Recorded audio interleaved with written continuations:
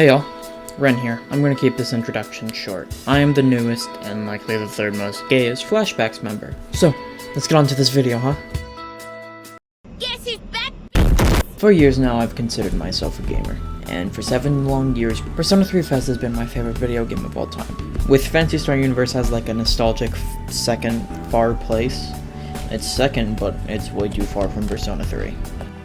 Though, as of recent, a game quietly snuck up to third place without me even realizing it. After completing this game, it had been stuck in my head for a couple days, and it was like that complete depression state that you just couldn't get rid of, and you woke up in the morning and you just felt depressed again, even though you thought it'd be gone.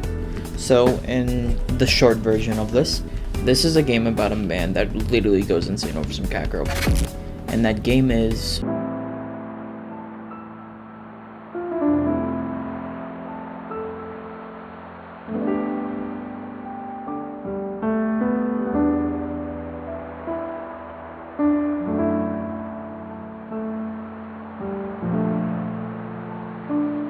Xenoblade Chronicles 3, in my opinion, is the best of the Xenoblade Chronicles series, but in this video I'll be explaining why it's one of my favorites, and based on this game's final DLC, it will be why this game will become my favorite video game of all time.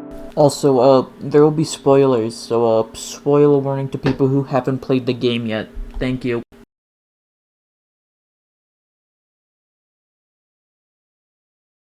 Oh, I see.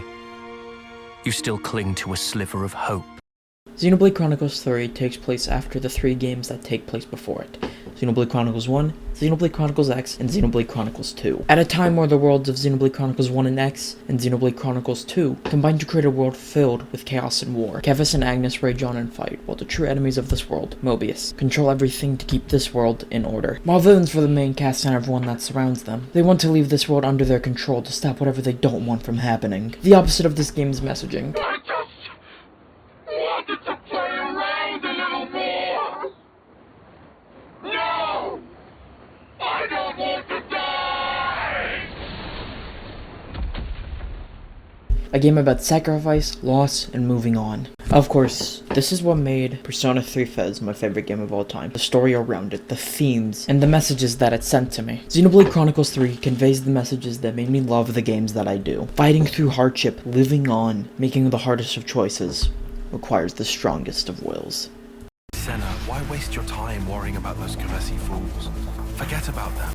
So let's talk about the factions. Kevis has a superpower that is filled with people like the races of Xenoblade Chronicles 1. The Homs, one of them being the main character Noah, the High-Enetia, I don't know, how the fuck do you pronounce that? The High-Entia with Uni and the Queen of Kevis, and what's known as the Machina, which is for lands. The buffest fellow. However, when you talk about the different faction, Agnes, they're different. More similar to the people of the Xenoblade Chronicles 2 cast, being humans, Blades, and Gormati. And Secret Surprise faction, the City, a faction against Mobius. Obviously the most powerful since they're not being controlled by Mobius. Even if they lose against Mobius, they are still winning, because by all means, freedom is better than none at all. Surprisingly well behaved. Spoiler warning from here on out. You have been warned. Xenoblade Chronicles 3 main symbol is what's called the Ouroboros. The symbol of infinity, never ending. Most of the game is explained by this cycle, as the cycle has been going on for 1,000 years whenever the main game takes place. Where our 6 main characters inevitably meet on the field of battle. 3 from Kevis, 3 from Agnes. Our main 6 being Noah, Uni, Lance, Mio, Senna, and Taion are given the power of Ouroboros, putting 6 lifelong enemies against the entire world. In their journey, they realize, despite the differences of origin, they are similar in many ways. The main focus of the story is Noah and Mio. That joke I made earlier about the man going insane over some cat girl pussy, that's not a lie. It's an actual story beat in this game. Noah wants Mio to live, and that's fair because he loves Mio. And by the end of chapter 5, when she's forced into her homecoming is whenever they're forced to die because they're at the end of their terms. Of course, Noah breaks down. The person he loved was taken away from him. A normal reaction. And soon they would all be dead because they were hunted down by Mobius.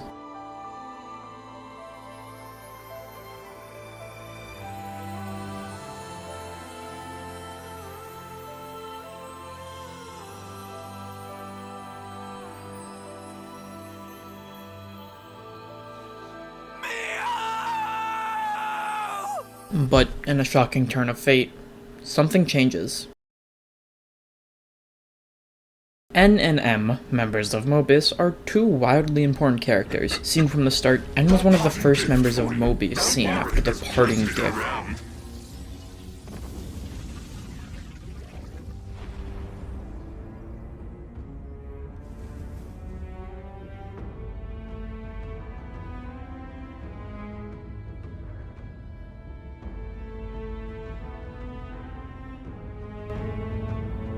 But as we learn, N and M are the first versions of Noah and Mio. Even then, N is a different beast from the Noah that we have known. The Noah we know is a caring, kind person who wants to save others, who doesn't want to spill blood. N, however, is genuinely insane. His breakdown scene is the most meme thing in Xenoblade Chronicles 3 since Rex's scream. And it's a mirror of the Noah that we play as. N doesn't want Mio to die. Since Mio's the only one he genuinely loves, when she does pass away at the end of Chapter 5, he breaks down, and that scene itself is huge. A scene of someone who went to the darkest side of the world to keep his love alive. Someone saying that he would literally kill the Mio that we know to make the Noah we know fall to the dark side.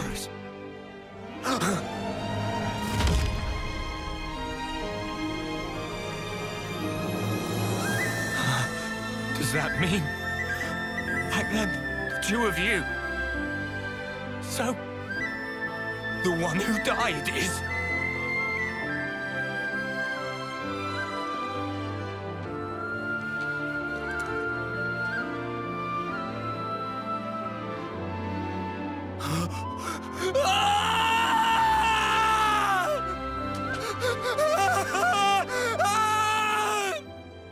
Why, Mio?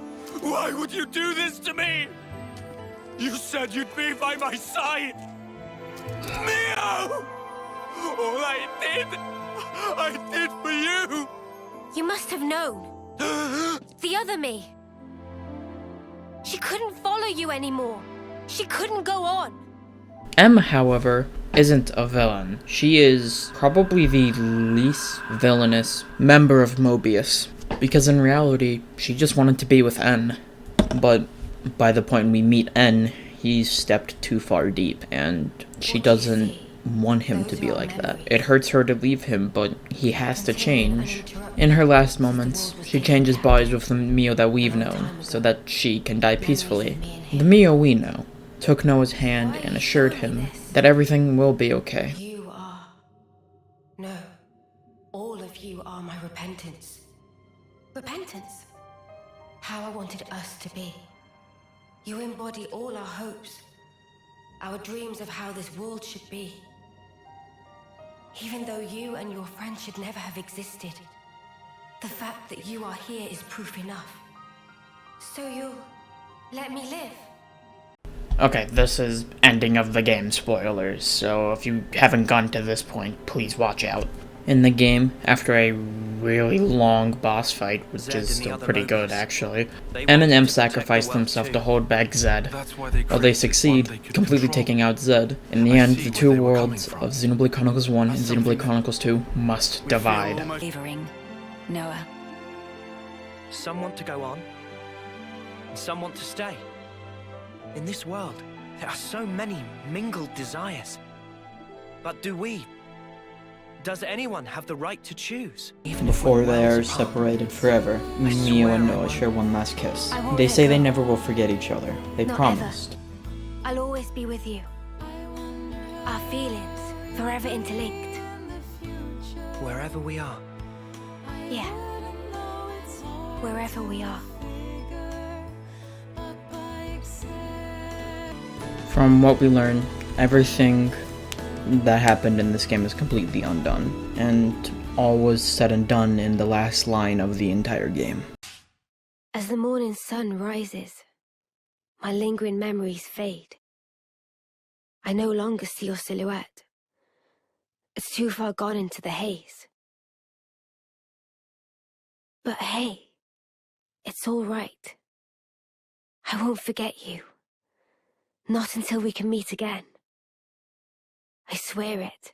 This final scene made me realize why I loved this game. It's what brought me to that depressive state I talked about at the beginning of the video. This line is what destroyed me. The bittersweet ending reminded me of the love that I had for the games that I do. Why I fell in love with making stories about living, about loss, about acceptance. It's what made games like this so important to me. That the story has consequences, and it changes people. The night I completed the game, I couldn't sleep.